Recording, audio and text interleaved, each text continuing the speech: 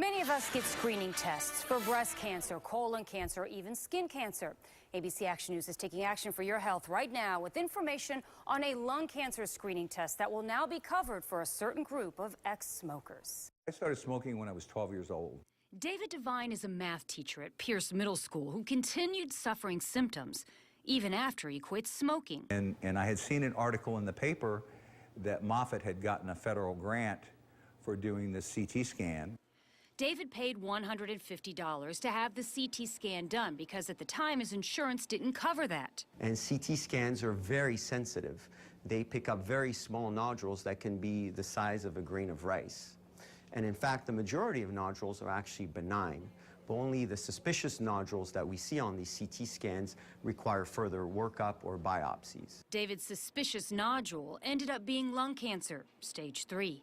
But after chemo and radiation, followed by an experimental drug, David says his cancer is now gone. He wonders what his chances would have been had he not been able to afford that screening.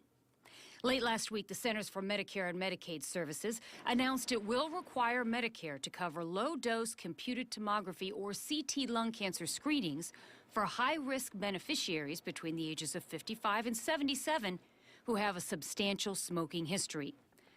Dr. Jacques Fontaine, a thoracic surgeon at Moffitt Cancer Center, says this is an important decision because lung cancer kills more men and women in this country than breast cancer, prostate cancer, and cervical cancer combined.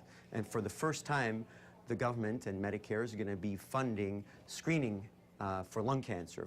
About 4 million beneficiaries meet that criteria. For those who don't or aren't covered by Medicare, the cost is still only $150. I just recommend go do it.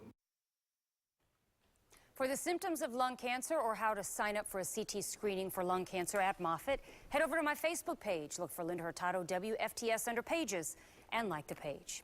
And coming up this Thursday, we're taking action for your heart health. Experts will be here taking your calls during our 1-hour phone bank during our 9 a.m. broadcast.